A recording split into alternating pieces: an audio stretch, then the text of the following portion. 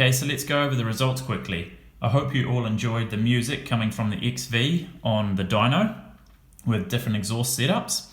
In front of us now we have 3 different printouts from that day of dyno testing.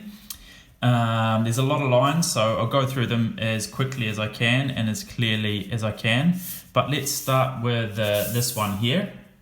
So what we're looking at here is the red line is the baseline, so that's the stock XV with stock intake, stock jetting and stock exhaust. The next line, the blue line, which we can see a lift in the whole RPM range, is with our performance intake kit installed, a rejet on the main jet and still stock exhaust. The next line, the green line, is actually the stock exhaust with the baffles removed with our performance intake kit and a rejet, and it's actually the same jetting, so it works. That combination works really well. But you can see without the baffles, we've got at least a 1 to 2 horsepower increase across the whole RPM range. So that's really cool. I mean, that's a simple mod you can do at home, gain an extra horsepower and a nicer sounding exhaust. I wouldn't recommend this straight off the bat to everyone, because you might run into troubles with testing stations and your roadworthy certificates and things like that. But otherwise, that's quite a nice mod, and together with this kit, you end up getting a really nice power boost here, which results in, our kit gives about a 10% power boost over stock, and then with the D-baffle, you're probably looking at about a 12% increase over the stock setup. And then finally, this purple line here is actually with some drag pipes installed.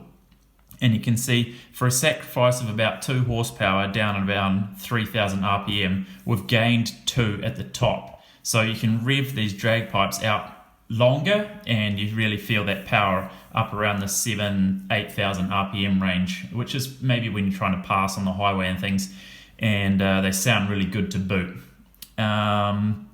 So that's that graph. Let's move on to the next one.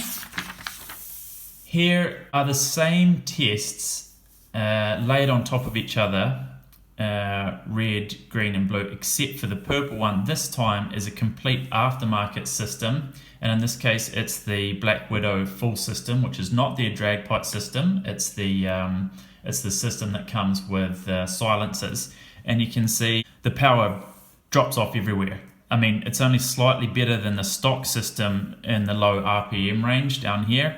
You can see it's just above the red line, but the rest of the range is just terrible. I mean, this system, I'll give it to them, it sounds good, it does, and it looks good, it's stainless, but I mean, this just lost power everywhere, so I don't understand why you would install this kit, and it's certainly heavier than the drag pipes as well, but it didn't perform better than the stock or the debaffled stock.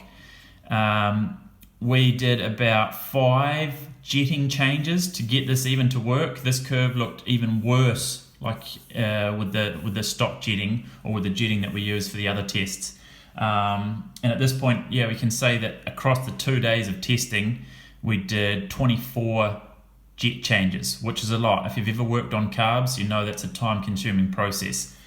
Let's bring in the last graph here, because this is also really interesting. There's a lot of lines, but you're already familiar with the first 4 down here, which is power. These other 4 laid on top here are torque.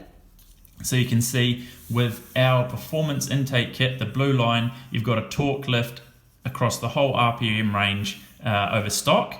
And this is where we see the debaffled stock system actually has a really nice torque lift in the lower RPM range, and that continues all the way to peak power as well. But I mean, certainly down between 2,500, 4,500 RPM, the torque lift there is really nice.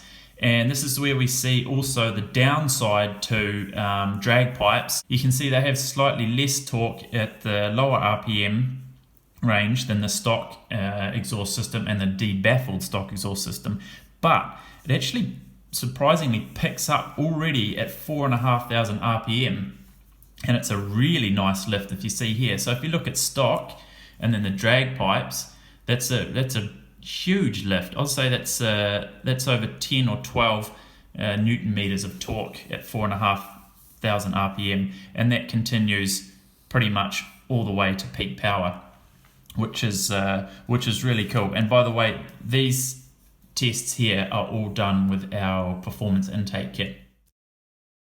Okay, just to quickly clear up a couple of things. Some people will say, oh, well, I got this much power and blah, blah, blah, blah, blah. When I did testing of my bike on the dyno, every dyno reads different. It's just a fact of the game. The best thing to do is do a before and after of any of your tests and see if you've made an improvement. That's what dynos are used for. Ask any tuner. They use dynos for tuning, not to show peak power figures. Anyone can get big figures. You just plug in a different temperature or over pressurize your rear tire to reduce losses, and all of a sudden you've got a bigger power figure. Who the fuck cares about that? We're talking about real use, real life changes to your engine that will be felt in the seat of your bike.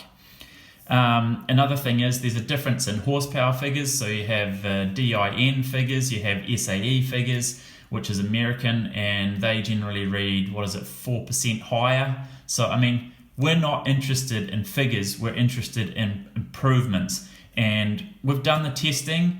Why other companies don't do dyno testing for their performance parts, we know why. It's expensive and time consuming, but we've done the testing for you and we'll back this up. So we're really happy about this kit and the results that we've managed to get for you. So jump on our web store and get ordering.